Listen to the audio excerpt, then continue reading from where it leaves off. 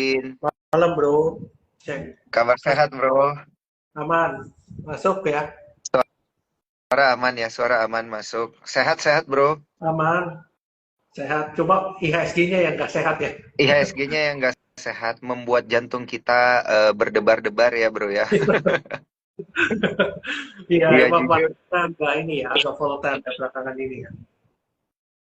Iya, iya benar. Jujur, gue juga sebenarnya deg-degan ya ngelihat chart hari ini. Soalnya dia terus turun, di bawah lama terus tiba-tiba naik lagi, gitu ya. Jadi apa namanya kayak udah kayak ini ya chartnya itu yang kayak apa kardiograf ya yang tit tit yang kayak gitu jadi emang kayak deg-degan gitu ngelihatnya ya moga-moga tapi portonya para cuan troopers ini semua ada di zona hijau karena memang dari kemarin-kemarin dari minggu lalu itu kan kita banyak banget membahas tentang emiten-emiten komoditas gitu ya bahkan kita sempat ngobrol langsung sama salah satu direksi dari emiten emas-emasan ini ya ada Pak Herwin Hidayat dari Bumi Resource Minerals gitu dan ternyata memang aksi korporasinya ini eh, apa namanya menunjukkan peningkatan yang signifikan juga pada kinerja fundamental akhirnya juga terprice in gitu ya di harga sahamnya gitu. Nah,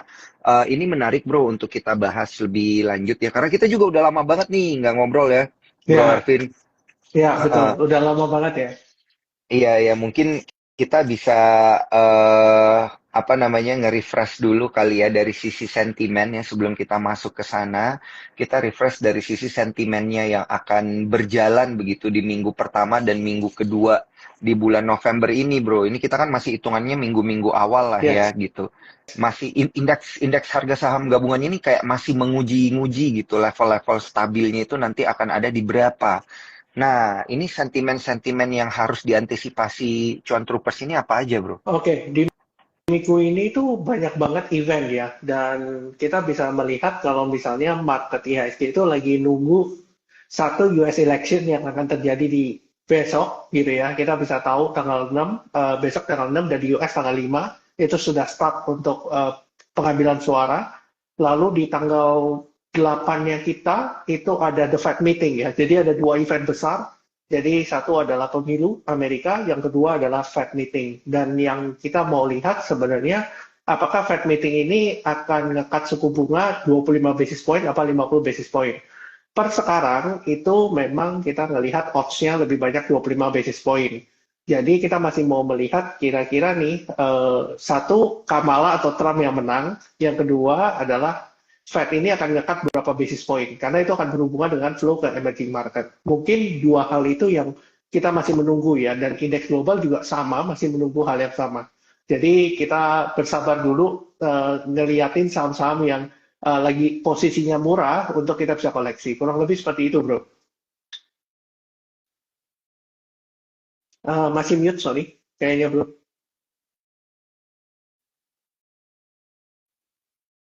Cek, halo, cek udah Iya, kedengeran ya, bro masuk, ya? masuk, masuk, Ya, sorry, masuk. sorry, sorry. Tadi emang ke-mute. Bro, berarti ini kita masih lebih akan didominasi sama global sentiment ya, Iya, berarti ya. Yang domestik-domestik ini berarti istilahnya kayak masih agak minim gitu ya. iya betul. Karena kinerja laporan Hmm. keuangan udah keluar kan, terutama Oh iya ya, perbankan udah keluar semua. earning Ya, season udah ya, earning season udah udah, semua. sudah semua. Kemarin ada hari ini ada GDP, cuma tidak terlalu dilihat oleh market ya, karena tidak menimbulkan volatilitas. Jadi memang sentimen global yang lebih berpengaruh ya ke market IISG sekarang. Gitu, kurang lebih bro. Jadi kita masih menunggu kira-kira siapa yang akan menang, Trump atau Kamala, karena ini adalah dua orang yang sangat berbeda efeknya nanti ke market kita. Yang kedua adalah Fed Fund Rate. Itu yang akan mempengaruhi flow ke IHSG kita seperti apa. Gitu sih. Hmm. Oke oke oke oke. Ini menarik banget ini ya.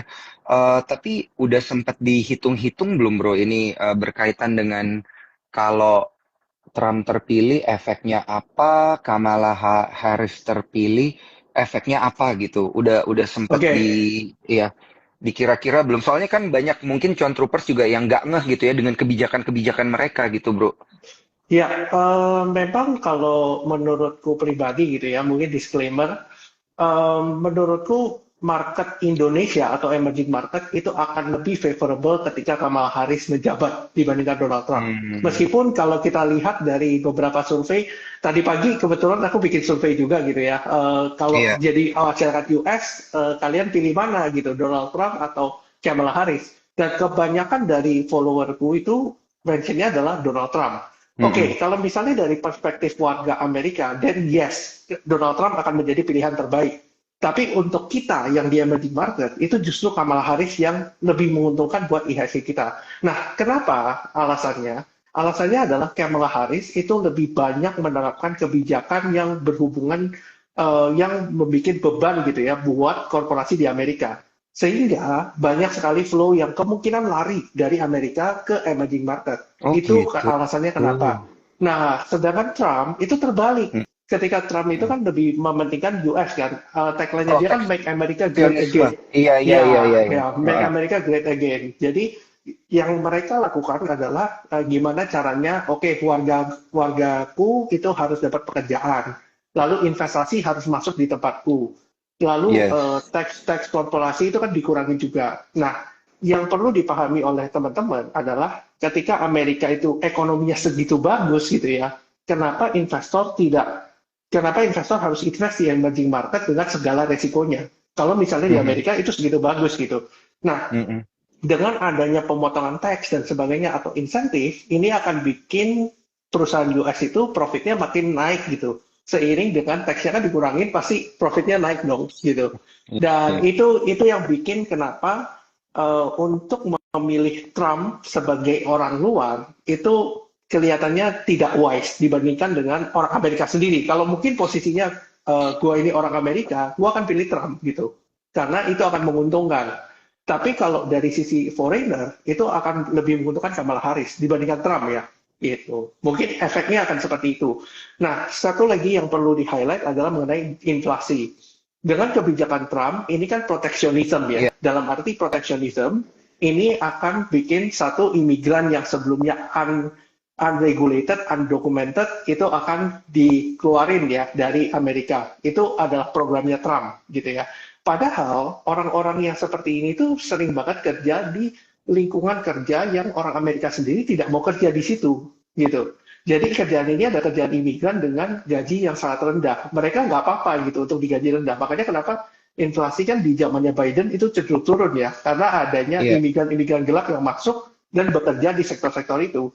Nah, kedepannya di under Trump itu inflasi akan kembali naik. Apa yang terjadi ketika Hmm. inflasi naik? Suku bunga ini akan bertahan di level tinggi terus. Ketika suku bunga bertahan di level tinggi, ya orang-orang akan lari flow-nya ke US lagi gitu. Karena rate di sana juga cukup tinggi untuk bisa diinvest dengan resiko yang jauh lebih rendah gitu dibandingkan dengan Indonesia. Kurang lebih kayak gitu, bro, Iya, iya, analoginya. iya. Iya, iya, iya. Oke, oke. Berarti Trump ini lebih proteksionisme, Kamala Harris ini dia itu lebih gimana ya? Tidak begitu memperhatikan nanti adanya capital outflow gitu ya. Tapi kan Iya, katanya Amerika sendiri ini katanya sudah tidak kuat kalau dia harus suku bunga tinggi terus gitu ya. Karena kan utang dia gede ya. Kalau bunganya tinggi terus bayarnya gimana gitu. yes. Jadi mau nggak mau, bener nggak sih ini asumsi gue bro? Jadi kayak siapapun yang terpilih suku bunga harus turun gitu. Setuju nggak dengan Oke, asumsi? sebenarnya secara logika iya, tapi ada satu concern yang kita harus highlight. Amerika itu adalah salah satu negara yang punya kapabilitas spesial gitu, di mana dia bisa ngeprint uang seenaknya dia gitu ya. Jadi ibaratnya ketika Trump menjabat, kan ibaratnya teks itu dikurangin dan sebagainya, pendapatannya Mm-mm. dari mana untuk biaya defisit itu? Ya pasti pakai Iya, utang kan. iya. Nah, ketika nerbitin utang dengan suku bunga tinggi terus, ya capital flow akan balik ke sana. Dan ini sudah dimention oleh Bu Sri Mulyani waktu Mm-mm. itu. Bu Sri Mulyani Mm-mm. sempat mention ketika menjabat yang jadi masalah untuk jadi masalah untuk Indonesia adalah ketika budget defisit Amerika itu tinggi sekali. Ketika budget defisit Amerika tinggi sekali, mereka harus menerbitkan utang dengan rate di Iya. saat ini yang sangat tinggi. Nah, otomatis capital flow akan keluar. Makanya kenapa US dollar kan menguat terus terhadap rupiah kan, gitu. Mm-mm. Beberapa volatilitasnya sangat tinggi gitu. Nah, belakangan kenapa kalau ditanya kenapa IHSG koreksi gitu ya? kita harus sadar bahwa di bulan September itu muncul narasi bahwa rate cut itu sangat gede gitu. Jadi market itu Oke. nge-pricing in rate cut itu gede banget. Ternyata ketika keluar data ekonomi berikutnya, loh kok ternyata data ekonominya nggak melemah-melemah nih gitu. Jadi kalau nge-rate cut terlalu cepat, itu bakal bikin inflasi balik naik lagi gitu. Makanya kenapa orang berusaha nge-adjust, oh ini kayaknya cut-nya nggak sebanyak ini gitu. Makanya kenapa US 10 year atau obligasi negara 10 tahunnya Amerika itu yield-nya naik. Kalau yield-nya naik, emerging market stock biasanya turun. Teman-teman bisa lihat cek korelasinya dan US dollar akan naik gitu. Kurang lebih seperti itu bro yang terjadi. Iya ya, make sense ya. Tapi ya either way ini gimana ya, kondisi siapapun yang terpilih ini juga masih tanda tanya gitu, tanda tanya juga ya bro ya, karena kansnya ini kan memang seperti yang lu bilang, kayaknya orang-orang pengen lebih banyak itu orang-orang pengen siapa tadi, Kamala Harris ya yang Haris, terpilih ya, ya ya. justru ya, Betul. Ya, supaya supaya capital outflow itu lari ke emerging market kayak kita betul. gitu ya. Betul, betul. Kalau Oke oke. kita makanya mesti lihat dari sudut pandangnya, bro. Kalau kita sebagai orang Indonesia, kita milihnya Harris. Tapi kalau orang Amerika pasti milihnya Trump, bukan Harris. Gitu. Iya benar benar benar. Gitu. Oke, bro. Jadi siapakah yang gini-gini, yang mana yang akan menggerakkan harga komoditas gitu? Ini supaya Oke. sesuai dengan tema kita gitu ya. Kayak apakah kalau Kamala terpilih ini harga komoditas itu bisa melambung Hmm. gitu, atau malah Trump yang terpilih harga komoditas bisa naik? Karena kan kalau harga komoditas naik itu berarti ada apa ya, makroekonomik global event itu yang sangat kuat mempengaruhi, contoh perang Hmm. gitu ya. Hmm. Misalnya perang dilanjutkan, nah ini kan harga minyak bisa terbang gitu ya, kurang lebih kayak Yes. gitu. Ini kalau dari pandangan lu seperti apa ini bro? Oke. Kalau kita bilang, kita jelas sekali ya, kalau kita melihat dari Kamala Harris, memang pasti akan melanjutkan apa yang dilakukan Joe Biden ya. Jadi, mungkin sedikit konteks ya buat teman-teman yang nggak tahu, partai di Amerika itu kan cuma dua, Demokrat dan Republikan. Dan Demokrat ini biasanya yang jarang perang gitu. Dan kaget banget ketika Biden ini malah sering banget perang gitu. Ibaratnya di zamannya Biden sering banget perang. Sementara Republikan dulunya lebih suka perang. Sekarang itu malah kebalik skenarionya. Nah, kalau kita melihat apa yang dijanjikan oleh Trump adalah ketika terjadi yang namanya dia terpilih gitu ya, yang terjadi adalah tensi geopolitik akan cenderung turun. Dan di satu sisi yang dia akan gerakan itu adalah drilling oil yang banyak gitu supaya harga oil itu tidak setinggi ini gitu. Itu ada di programnya Trump gitu. Sementara programnya Kamala Harris, kalau teman-teman lihat itu adalah program renewable energy lah gitu. Terus ya tensi geopolitik yang terjadi under Biden kemungkinan akan berlanjut di zamannya Kamala Harris. Nah, kalau ditanya siapa yang diuntungkan ketika komoditas itu bagus, ya kita kan sebenarnya Mm-mm, gitu. Dan pilihannya mm-mm, jatuhnya ke Kamala Harris sebenarnya. Ujung-ujungnya ke Kamala Harris lagi. Karena kalau kita bilang Trump itu akan memberhentikan tensi geopolitik, lalu dia akan meningkatkan suplai komoditas di pasar. Artinya apa? Suplai semakin banyak, demand-nya itu bisa nge-cover supply-nya. Jadi harganya itu akan cenderung stabil. Atau bahkan mm-mm, cenderung turun kalau terjadi resesi global. Makanya kalau dibilang dari harga komoditas, maka Kamala Harris ada pilihannya. Menurutku ya, mm-mm, gitu. mm-mm, mm-mm, mm-mm. Oh, oke oke oke. Jadi komoditas yang akan terbang paling pertama kalau Kamala terpilih itu minyak ya bro ya? Iya, minyak. Kemungkinan besar minyak. Karena perang ini kan akan berlanjut kan, gitu. Iya iya iya. Sekarang sekarang Serem juga masalahnya bro. ada, iya sekarang masalahnya ada di demand sekarang. Karena orang kalau Mm-mm, ngomong supply mungkin OPEC itu kan sudah mengontrol dari sisi supply-nya nih. Nah, iya kita iya belum iya. bicara dari sisi permintaan. Permintaan itu kan Mm-mm, datangnya dari China yang paling besar. Nah, kita mau mm-mm, melihat apakah China ini bisa recovery seperti yang terjadi sebelum-sebelumnya. Karena kan China ini kan lagi ngelakuin stimulus nih, bro. Dan stimulus mm-mm, ini kan nggak mm-mm, akan berlangsung, oke langsung stimulus terus berapa minggu kemudian langsung jalan semua ekonomi. Nggak begitu, mm-mm, gitu. Pasti butuh mm-mm, waktu kan. Nah, ketika butuh waktu itu, kita ngelihat tuh data-data ekonomi China apakah sudah mulai rebound, sudah mulai membaik dan konsisten ya. Karena bisa aja reboundnya sedikit, terus habis itu besok berikut-berikutnya ternyata nggak begitu. Yang kita mau adalah rebound dan konsisten. Ketika menjadi mm-mm. rebound dan konsisten, berarti demand-nya kan ada gitu loh. Iya, dari iya, iya, ekonomi iya. globalnya.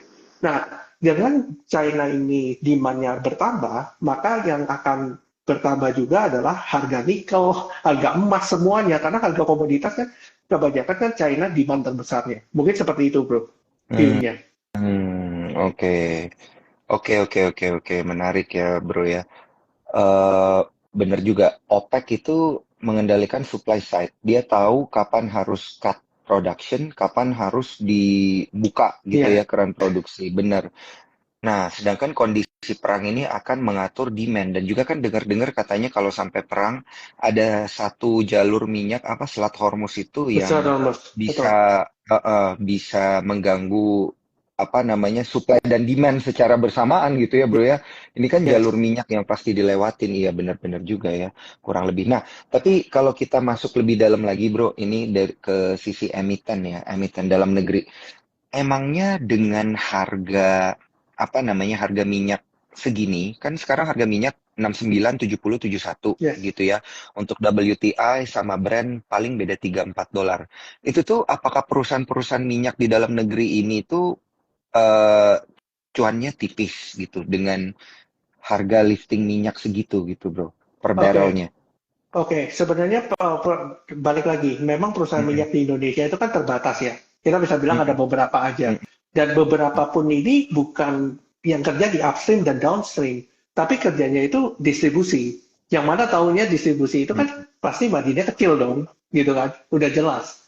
Nah, cuma memang kita tahu kalau misalnya harga minyak naik, sentimennya larinya ke Medco, Elsa dan Iya, teman-temannya. iya, iya. Yang which is is fine gitu, karena kita perusahaan minyak ya cuma itu di bursa kita gitu. Jadi ya Iya, nggak iya. masalah, meskipun memang marginnya kecil. Nah, kalau kita lihat, memang yang secara fundamental baik itu justru Elsa. Kenapa? Karena dengan harga minyak tinggi, berarti akan ada lifting gas yang lebih tinggi dan lifting minyak. Nah, kebanyakan yang lifting minyak itu adalah Elsa gitu. Jadi Mm-mm. kalau gue lihat ya memang Elsa itu jauh lebih diuntungkan. Kalau kita compare to Medco atau Akra dan teman-temannya, Elsa itu justru lebih diuntungkan karena yang lain itu bermain di bisnis distribusi. Meskipun Elsa pun juga iya, tapi Elsa juga sudah mulai ekspansi ke hulu minyaknya atau lifting minyaknya. Sehingga teman-teman bisa lihat kinerja keuangannya Elsa itu jauh lebih baik di tahun 2023 dan 2024. Mungkin bisa dicek Mm-mm. sendiri lah ya. Iya, Makanya iya. kenapa itu alasannya kenapa Elsa jauh lebih menarik. Mungkin seperti itu bro. Karena balik lagi, ketika kita drilling minyak, itu harus ada hitungannya. Karena ketika kita drilling minyak itu nggak ada hitungannya, maka kita itu bisa bocor, bro. Karena sumur minyak itu kan Iya, betul. ketika di bor itu kan nggak sebentar gitu untuk keluar minyaknya gitu. Kurang lebih seperti itu sih. Iya, iya, iya, iya. Menarik, menarik, menarik, bro. Iya, ada logikanya ya. Elsa ya, berarti ya. Ini nanti kita coba cek laporan keuangannya seperti apa. Yang Q3 belum keluar ya, berarti ya. Belum, belum. Sepertinya belum. Sepertinya belum ya, tapi nanti kita akan ngomongin prediksinya lu sendiri sama Elsa seperti apa dan juga perusahaan-perusahaan minyak lainnya prediksi lu seperti apa gitu ya sama kondisi laporan keuangan dengan harga lifting minyak yang saat ini sedang berjalan. Tapi ini ngomong-ngomong menarik banget ini di kolom komentar ada banyak banget fansnya Bro Arvin. Ini ada Bro Handi. Ada Bro Handi Arawan. Sorry banget gue tuh kesalpok baca komen-komennya Bro Handi Arawan. Ngomong-ngomong ya teman-teman nih, mumpung ada Bro Handi Arawan di sini, jangan lupa kita itu pengen ada Trabar nanti ya 14 November itu sama Bro Handi Arawan gitu ya. Moga-moga teman-teman Cuan Troopers di sini bisa segera mendaftar. Gampang banget cara daftarnya nanti kontak atau DM ke Instagramnya Sukoraja atau tinggal cari aja kontennya Bro Handi Arawan atau langsung aja serbu Instagramnya Bro Handi Arawan deh supaya dia sibuk gitu ya ngurusin peserta baru gitu. Sama kalau teman-teman yang lain yang ingin mendapatkan promo di bulan November ini, nah itu udah gua pin ya. Udah gua pin ada Fun November. Nah, jadi daftar dulu sekarang ya. Nanti hadiahnya akan dikirim maksimal di tanggal 9 Desember karena di sepanjang bulan November ini kita ada promo total hadiah 11 juta rupiah untuk 11 akun baru. Hadiahnya apa? Hadiahnya adalah reksadana Sukor Anak Pintar yang yieldnya itu secara year on year adalah 11,5%. sekian persen. Pas banget ya bro ya, 11, 11, 11, 11 gitu 11. ya. Nah, tapi ini Oke. bukan single day ya, ini bukan single day. Kalau single day kan 11, 11 ya. Ini tuh 11 orang yang beruntung akan mendapatkan total hadiah 11 juta rupiah gitu ya. Nah itu jangan lupa ya join ya. Tuh, ada yang langsung mau daftar tuh ya. Tapi jangan lupa juga daftar ke grupnya Bro Arvin nih. Grupnya Bro Arvin juga ada ya. Caranya gimana nih Bro? Langsung ke Instagramnya Bro Arvin ya. Boleh, boleh. Nanti DM aja kalau mau kalau Mm-mm. tertarik. Nah, kalau daftar di grupnya Bro Arvin juga itu berkesempatan mendapatkan promo Fun November ini, teman-teman ya. Jadi bisa aja mendapatkan paling enggak hadiah Sukor Anak Pintar yang yieldnya itu 11%-an gitu di grupnya Bro Arvin Honani gitu ya. Karena ini pasti kita akan bahas secara mendetail ya Bro ya nanti ya di Yes. grupnya Bro Arvin ya. Saham emas itu gimana, minyak itu gimana dan lain sebagainya. Nah, kalau di emiten-emiten minyak, tadi udah sempat kita bahas dan udah di-spill gitu ya sama Bro Arvin. Mungkin Elsa ini menarik untuk diperhatikan. Walaupun gerakannya itu agak menegangkan ya Bro ya. Agak begini dulu gitu ya. Dibawa turun, dibawa naik gitu-gitulah geraknya. Tapi tinggal ditunggu aja tanggal mainnya. Nah, emiten emas sendiri ini seperti apa Bro? Kira-kira. Oke. Heeh. Nah, ini yang cukup menarik ya. Harga emas kan sempat rally sampai $2.800 ya. Dan hari ini memang turun sampai 2.700 sekian, tapi intinya masih uptrend gitu ya. Nah, ini mungkin adalah salah satu hal yang gua sudah bahas di Reels gua selama beberapa bulan terakhir. Intinya adalah kita kalau dalam melihat saham emas itu nggak cuma lihat emasnya, tapi harus Hmm. lihat nilai tukarnya US dollar terhadap rupiah. Karena kalau teman-teman perhatiin, ketika teman-teman beli emas gitu ya, teman-teman ketika harga emasnya naik tapi US dollarnya, let's say, melemah terhadap rupiah, itu jadinya sama aja. Karena itu ada nilai tukar yang terjadi konversi dua kali gitu. Nah, sekarang Hmm. kalau kita lihat nih emiten emas ya, problemnya dengan emiten emas di Indonesia adalah bukan dari sisi fundamental, enggak, tapi dari sisi flow asing yang masuk ke kita. Ya. Contohnya nih, kita ambil contoh ya. Oke, oke, oke. Kita ambil contoh, ada beberapa emiten emas di Indonesia. Satu BRMS yang jelas semua orang lagi ngeliatin karena harganya lagi Mm-mm. naik gitu ya, sampai 400 sekian. Tapi ada beberapa emiten emas lain yang sebenarnya tidak kalah bagus. Contohnya MDKA. Kita ambil ARCI, kita ambil juga HRTL. Kenapa? Kok misalnya BRMS naiknya luar biasa, tapi tiga emiten emas lainnya kok rally-nya nggak sebanyak itu, atau bahkan cenderung stagnan atau cenderung turun. Berarti simpelnya nih, kalau kita ngelihat dari 4 emiten emas kok jalannya cuma satu, Iya. yang lain nggak jalan. Atau Heeh. PSAB misalnya, kan PSAB juga naik belakangan kan.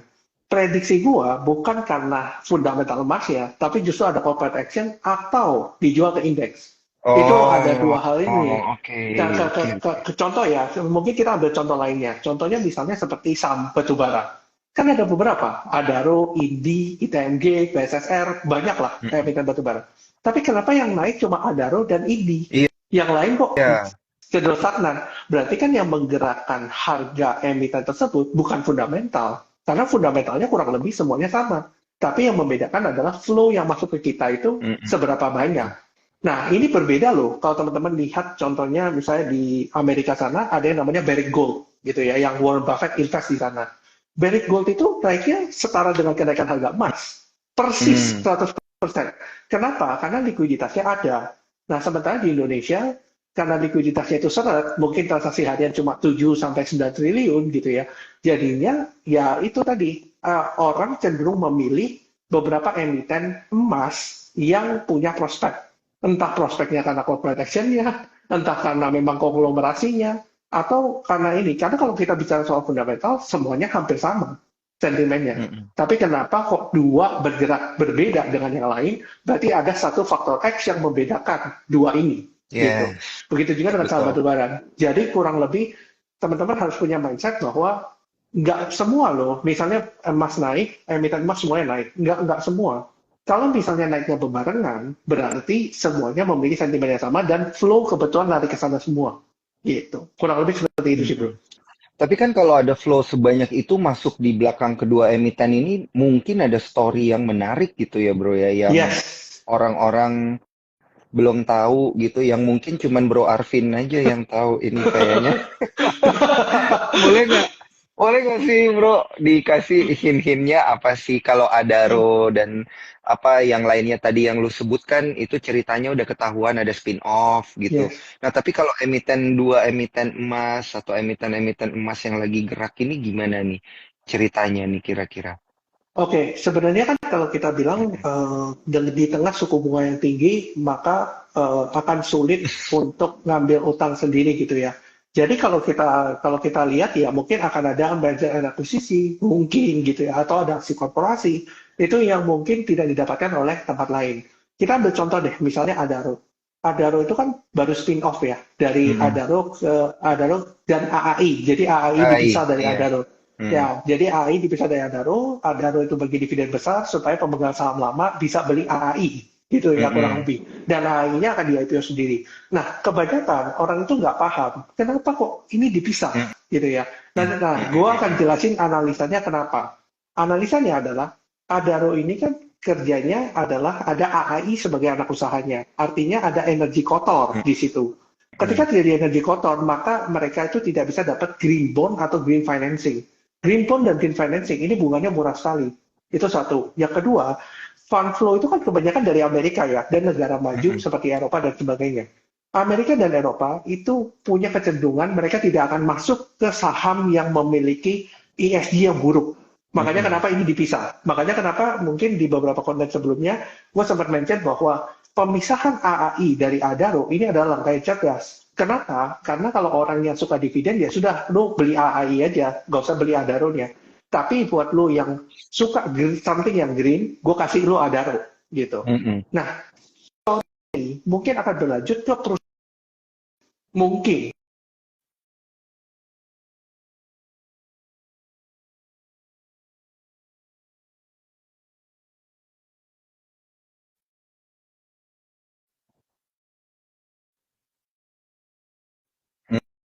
Mm-mm.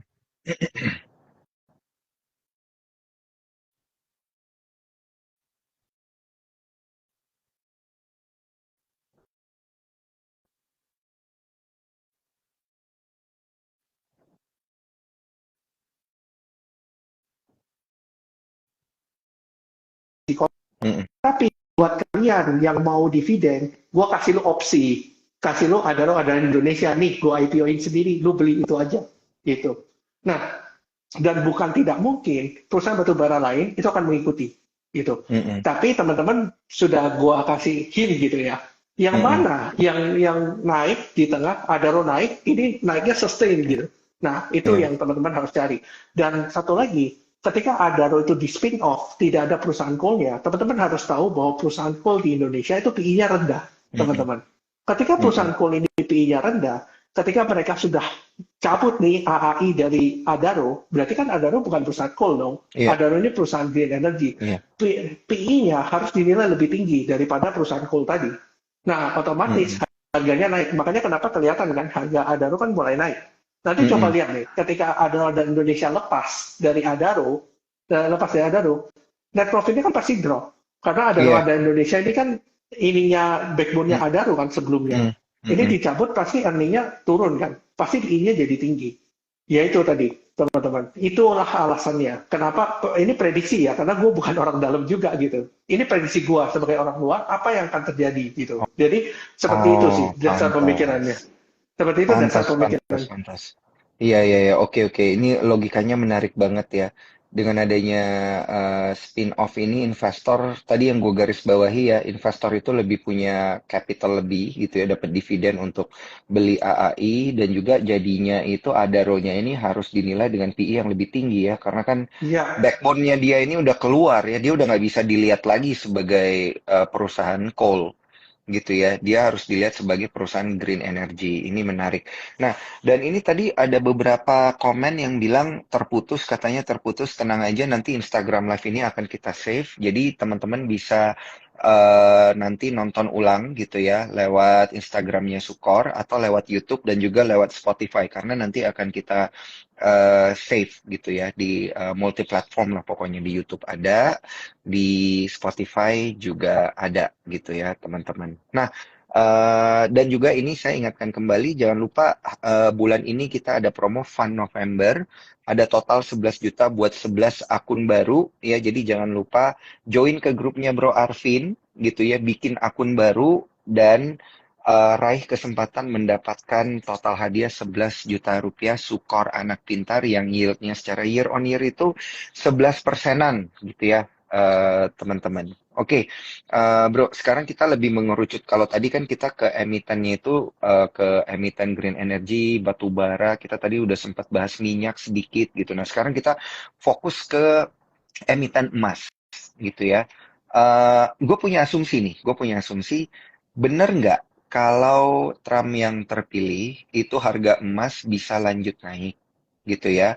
Kalau Kamala terpilih, yang tadi yang naik itu harga minyak gitu, tapi kalau Trump terpilih, yang naik justru harga emas gitu. Menurut lu seperti apa? Atau harga emas bakal naik kalau Kamala Harris terpilih gitu ya? Karena kan kalau perang orang biasanya beli emas gitu. Gimana nih pendapat lo? Yes, oke. Sebenarnya untuk emas ini Mm-mm. kan sentimennya ada dua. Mm-mm. Satu adalah mengenai geopolitical risk, yang kedua adalah Yes. mengenai resesi. Hmm, Jadi ada dua, hmm. dua sentimen berbeda nih. Dan dua sentimen ini kebetulan masuk di semuanya gitu. Makanya kenapa emasnya rally-nya luar Oh, biasa. Nah, iya. sekarang kan geopolitical risk terjadi kalau misalnya Kamala Harris yang jadi. Tapi di satu sisi, kalau misalnya inflasi terus tinggi dan ibaratnya masyarakat itu nggak punya daya beli, maka Trump kalau kepilih juga emas juga ikutan naik. Gitu. Hmm, Jadi dua hal emas ini juga akan bakal naik siapapun yang ada di satu karena memang emas ini kan berhubungan dengan money supply juga komoditi all commodities itu berhubungan dengan money supply.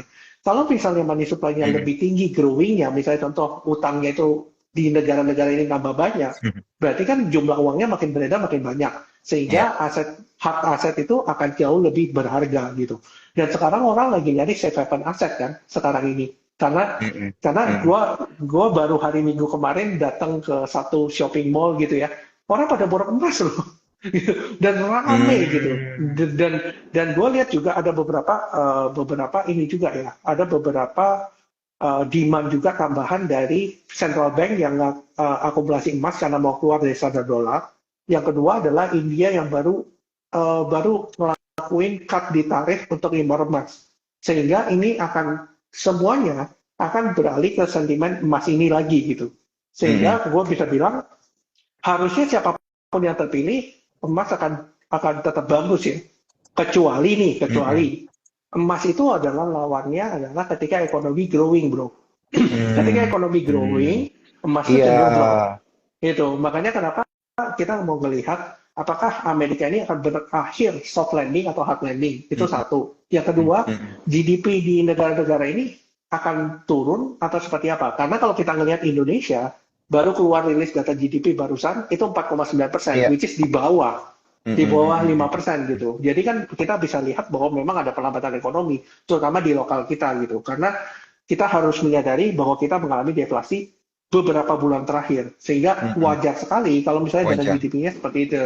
Data Hmm, hmm. GDP-nya seperti itu. Jadi itu something yang mungkin di-expect lah oleh beberapa pelaku pasar. Makanya kenapa kita drop-nya nggak begitu parah gitu. Meskipun ya kita harus lihat bahwa memang flow ini kan lagi kekunci ya di Amerika gitu. Sehingga Hmm, hmm, kita tuh hmm. masih belum dapat gitu. Misalnya liquidity-nya banyak gitu. Seperti let's say kita ngomong 2021, 2020 itu kan cukup oke gitu kan. Jadi seperti itu kurang lebihnya. Oke, oke, oke. Ini menarik juga ya untuk kita apa namanya untuk kita lihat ada variabel-variabel yang perlu diperhatikan. Tapi yang gue perlu lihat itu yang gue garis bawahi ya itu adalah variabel pertumbuhan ekonomi gitu ya. Itu bener banget bro karena apa namanya kalau kita kalau kita lihat itu eh, ketika ekonomi itu heating ya, ketika ekonomi itu memanas, memang emas itu turun gitu ya, karena kan orang-orang berarti muter duitnya itu, jadi dia tarik investasi emasnya, Yes, kemudian dia masukkan ke apa namanya, ke bisnis real ya, gitu ya, yang memutar roda betul, ekonomi betul, gitu ya. Jadi kalau misalnya lagi deflasi dan lain sebagainya, ya udah mereka mencari safe haven betul, gitu ya, kurang kurang betul. lebih begitu Kurang lebih seperti logikanya itu. ya. Ya, logikanya. Logikanya kayak gitu. Nah, dengan asumsi demikian, Bro, kalau lu lihat ke depannya ini beberapa waktu ke depan sampai akhir 2024, ini bakal lanjut nggak sih harga emas acuan? Kan kemarin gue sempat lihat di 2.700. Hari ini 2.700 sekian loh gitu. Ini bakal Iya, lanjut nggak nih? Karena ada yang bilang emas itu nanti antam bakal sampai di 2 juta per gram katanya. Artinya ini masih ngegas lagi dong. iya. So far kalau kita melihat dari beberapa sentimen yang terjadi ya, mulai Mm-mm. dari geopolitical risk masih ada gitu ya, meskipun kadang ada, kadang muncul, kadang enggak, ataupun ada potensi resesi dan sebagainya. Harga emas masih memiliki kekuatan untuk naik ya, terutama sekarang ini kan kalau kita ngelihat emas itu per sekarang untuk mempertahankan levelnya itu 2.700 ya. Kalau misalnya 2.700 dolar ini jebol, maka even pun misalnya emas itu ibaratnya turun sampai 2.600 dolar pun, itu masih uptrend sebenarnya untuk gold sendiri karena naiknya juga cukup masif ya. Sehingga gue bisa melihat bahwa ya mungkin ngelihat dari posisi sekarang dengan sentimen yang seperti itu, kayaknya masih ada kekuatan nih untuk lanjut naik gitu ya. Kalau gue pribadi ngelihatnya seperti itu. Tapi balik lagi kita ngelihat bahwa rally-nya emas ini sudah cukup tinggi, jadi teman-teman harus hati-hati melihat kira-kira katalisnya itu seperti apa, sentimennya seperti apa gitu. Dan mungkin di beberapa hari ke depan ini akan volatile ya, terutama mengenai komoditi dan sebagainya karena ini kan pasti very tight competition ya between Kamala Harris dan Donald Trump ya. Ini pasti akan banyak banyak intrik lah karena sampai sekarang pun banyak survey house itu tidak bisa menentukan gitu apakah Kamala Harris yang menang atau apakah Trump yang menang gitu. Jadi Hmm. kurang lebih kita akan melihat beberapa hari ke depan.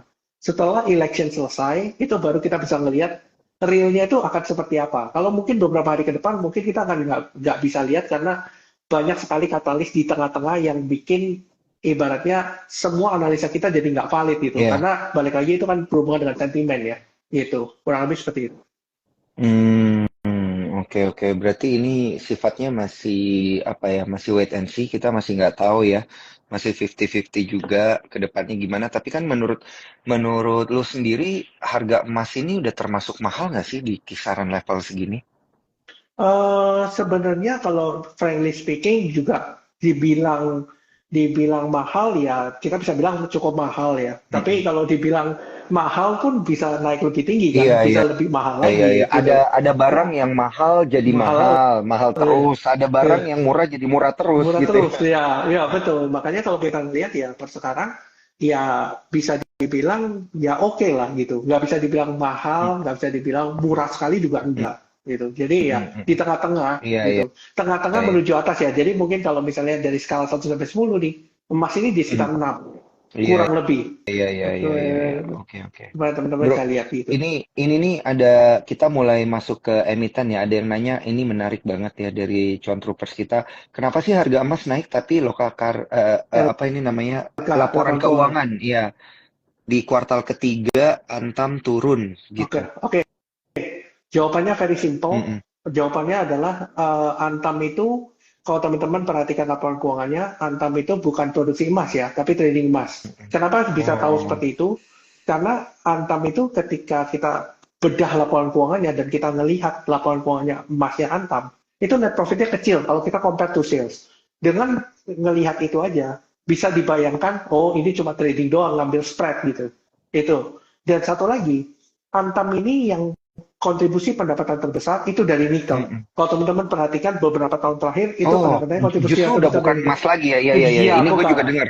Iya, kontribusi pendapatan terbesar itu justru dari nikel. Dan nikel net profitnya itu masih belum begitu maksimal karena kapasitas produksi Antam itu juga belum sesignifikan itu Mm-mm. gitu. Jadi itulah kenapa kok laporan keuangannya Antam jelek gitu. Makanya kita harus pahami gitu, apakah ini adalah perusahaan trading Iya. emas atau ini adalah perusahaan yang benar-benar ngerjain emas gitu. Karena ini totally beda gitu. Nanti cara analisanya juga beda. Kurang lebih seperti itu, bro. Oke oke. Jadi dia sumber pendapatannya lebih banyak dari nikel, emas itu cuma trading doang Iya, gitu ya. Oke. secara sales besar bro emasnya, tapi Mm-mm. marginnya kecil. Sementara Oh, nikel betul. salesnya kecil, tapi net profit Marginnya marginnya gede. besar, gede. Iya iya iya iya. Tapi masih Iya. terlalu kecil untuk bisa offset yang net profitnya antam. Kurang lebih kayak gitu lah Iya, iya, iya, bener ya. Nikel tuh kalau ditambang dan dihilirisasi itu tinggi banget ya ininya ya. net marginnya. Multiplier efeknya ya. Makanya, dan net marginnya juga. Makanya bisa seperti yang kayak lu bilang tadi. Dan ini pasti udah menjawab ya. Jadi kan ada beberapa nih ya. Kita coba sebut aja ada beberapa emiten emas yang gua tahu ya. Ada MDKA, ada PSAB, ada Antam, kemudian ada United Tractor, dia ada emasnya dikit lah ya, di dalamnya ada Matabe ya kalau nggak salah namanya. Yes, Dan juga ada satu lagi emas perhiasan itu Harta Hadinata, Dinata. Dan juga Hadinata, yang keenam ada Archie ya kalau nggak salah ya. Arti, Arti. Dan yang ketujuh ada BRMS. Hmm. Ya Ada ini bro, yang gua tahu nih. ada bro yang ke-8. Gue Apa kasih tuh? tahu. Indica Oh, Energy. Indica oh, ada orang emas. Coba dicek. oh Iya, iya ya, Indika udah emas iya, juga ya masuk iya, ya. ada tambang emas lagi bikin. Oh, Lagi ada oh. smelternya. Coba Lagi dicek. Ini berarti masih masih baru jalan smelter, berarti mereka belum produksi dan belum Belum, menjual dong ya? belum.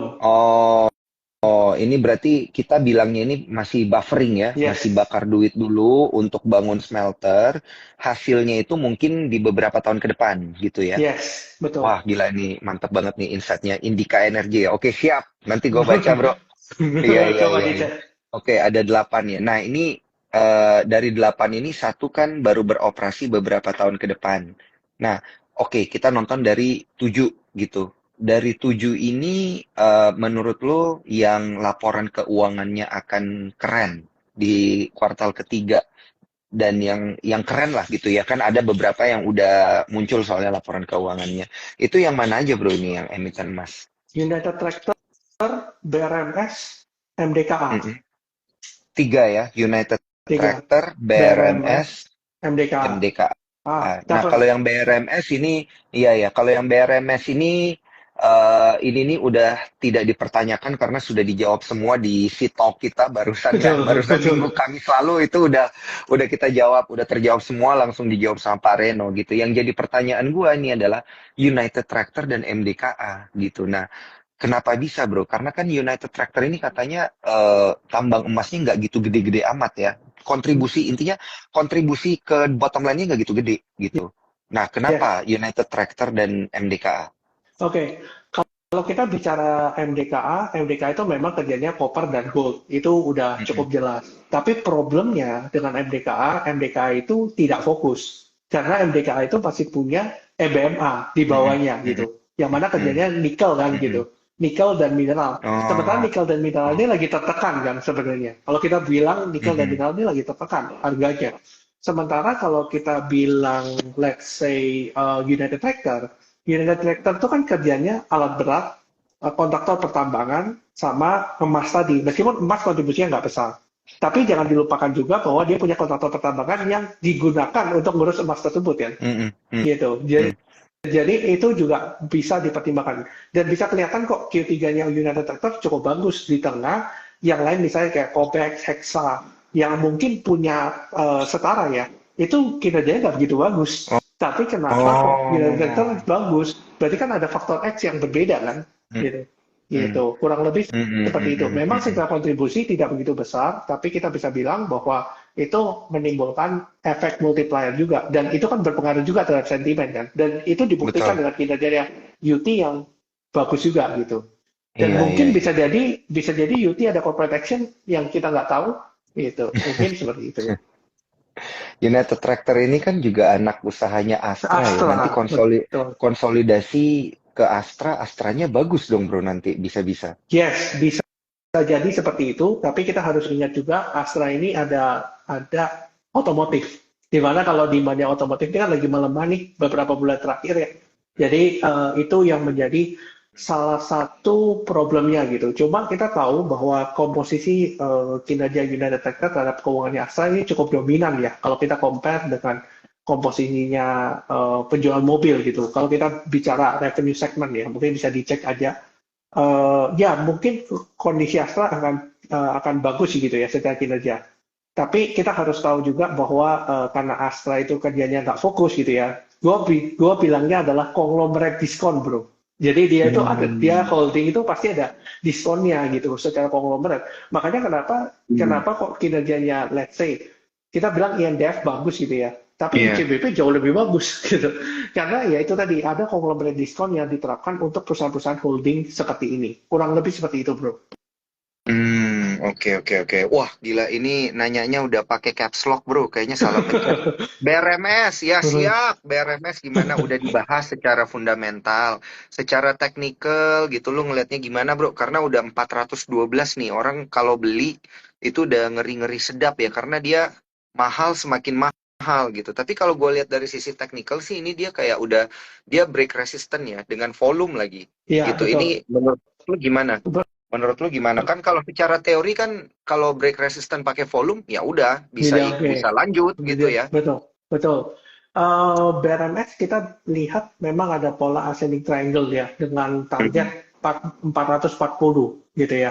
Kalau orang bilang kan mungkin orang berpikir kan oh angka psikologisnya Iya, 500 nih biasanya kan gitu iya, kan. iya, iya, iya. Iya. Ya kita anggap aja lah nggak 500 kita potong 10% atau 15% ya udah segitu gitu. Jadi Hmm. jangan maksudnya gini, kita memang ngeliatin chartnya aja gitu. Kalau memang masih uptrend ya kenapa tidak di hold gitu. Kurang lebih seperti itu sih. Mungkin kan pasti akan banyak orang yang berpikir BRMS 500 kan. Mhm. Ketika Nah, orang berpikir ini BRMS di 500 komen ada berarti nih. Iya. ini barusan ya kan? Ya kan? Jadi ketika orang ngomong BRMS 500 berarti itu akan menjadi resisten yang sangat-sangat kuat karena semua orang berpikiran yang sama gitu. Semuanya mau jualan di Di 500 ya. 500. Iya. Ya, ketika orang jual di 500 kan supaya kita kejual gimana supaya kita bisa kejual ya kurangi sedikit gitu kan jual Kurangin pick gitu dikit. Iya, gitu iya, iya, ya, iya. ya itu Iya, iya, kurang iya, lebih iya. seperti itu. Oke, oke. Iya, biasa kalau kalau gue sih strategi jualannya gue bikin trap ya gitu. Mungkin eh dibikin tangga lah ya. Iya. Jualannya jangan di satu harga gitu. Nanti nggak kejual semua atau malah telat jualan gitu. Telat beli oke lah. Kita masih pegang cash. Telat jualan, waduh, nyesek. Iya, Nggak ada yang betul. beli di harga tinggi ya gitu. Nah, ini tadi ada yang nanya, Aman Mineral katanya emang nggak produksi emas ya bro ya? eh Gua taunya aman itu lebih banyak di tembaga. Memang Mhm. sih kalau kita bilang orang yang misalnya jualan emas pasti jualan tembaga gitu, Mhm. pasti gitu. Mhm. Makanya kenapa kok BRMS Bumi Resource Mineral ada koper, ada emas kan. Begitu juga Iya, dengan MDKA, iya. mereka koper gold kan. Makanya kenapa itu. Tapi untuk gua aman ini lebih ke arah tembaga dan again, mungkin gue akan terus sampaikan bahwa aman mineral ini sentimennya bukan karena fundamental ya, karena aksi Hmm. korporasi. Menurut Iya, gue ya, iya, iya, iya, iya. karena ini harus dipisahkan gitu. Let's say kita ngomong Pani gitu ya, Hmm. Pani itu kan perusahaan properti. Tapi kenapa dia naik terus sementara yang BSD semua rekor dan sebagainya malah turun gitu? Berarti Iya, kan katalisnya bukan itu. bukan Kan, itu betul. bukan katalisnya bukan itu. Makanya kalau kita ngelihat misalnya aman mineral lagi turun, ya kita ngelihat turunnya ini bukan karena fundamental sih kalau dari prediksi gua ya. Turunnya ya karena memang ya ada aksi korporasi yang tertunda atau seperti apa, mungkin seperti itu. Hmm, oke oke oke. Ini menarik nih, Bro. Dan ini di menit-menit terakhir kita IG Live, gua akan semakin fokus di emas gitu ya. Tadi kan kita sudah bahas MDKA seperti yang tadi lu bilang. Mungkin dia juga laporan keuangannya bagus karena ada konsolidasi dari MBMA juga gitu ya. Ya, Kemudian ada United Tractor dan juga ada BRMS tadi kita bahas gitu. Untuk BRMS sendiri target price sudah. Untuk United Tractor dan juga MDKA gimana nih bro untuk dari sisi technical? oke. Kalau kita bilang MDKA, sebenarnya MDKA ini secara teknikal, frankly speaking, nggak begitu bagus ya. Karena Mm-mm. kalau kita ngelihat kemarin sempat naik cukup tinggi, ternyata turun lagi. Kalau kita ngelihat support terkuat di 2250 sampai 2200 ya. Jadi Dua dua sekitar lima itu puluh 2.500, oke. 2250 sampai 2200 sorry. Jadi Oh, Oke. 2.200 sampai 2.250. Jadi kita ngelihat di level-level itu mungkin akan terjadi pantulan ya, karena itu ada support yang cukup kuat. Hmm. Lalu kita cerita United Tractor, kalau kita lihat United Tractor sekarang lagi konsolidasi, sekarang ini lagi konsolidasi ya, kita ngelihat apakah United Tractor breakdown nggak dari 27.000. Kalau misalnya breakdown dari 27.000, maka bisa United Tractor tuh bisa ke Hmm. 25.500 lagi. Sekarang ini masih di persimpangan jalan, lagi di resistance sih sebenarnya.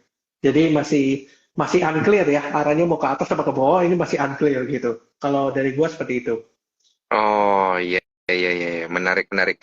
Ini udah disebutin semuanya beserta target price-nya ya. Ini ada yang nanya lagi tentang BRMS. Nanti bisa dinonton kembali ya di Instagramnya Sukor karena nanti pasti akan kita post. Kita juga akan post di YouTube, kita juga akan post di Spotify. Nanti kita juga akan coba post di website kita di Sukor ya. Jadi kalau dicari di sukorsekuritas.com nanti akan ada hyperlink ke tayangan kita di sini tentunya. Dan juga untuk teman-teman di bulan November ini jangan lupa untuk buka akun baru ya. Dan juga join langsung di timnya Bro Arvin nih ya. Kalau di cara joinnya gimana sih Bro? Langsung DM aja ya, Iya, daftar ya. dan juga langsung DM Bro Arvin aja gitu ya. Gimana supaya bisa join ke grupnya Bro Arvin, jadi bisa mendapatkan insight-insight mendalam dan lebih menarik, plus mendapatkan hadiah undian total 11 juta rupiah, Sukor Anak Pintar, yieldnya 11%, mirip kayak angka bulan ini ya, 11 juga. Ya. Gitu. Jadi ini menarik banget bro. Gue sebenarnya masih punya beberapa pertanyaan gitu ya, tapi sepertinya harus kita sudahi dulu dan mungkin kita akan set waktu lain lagi gitu ya untuk IG Live lagi boleh ya Boleh, bro ya.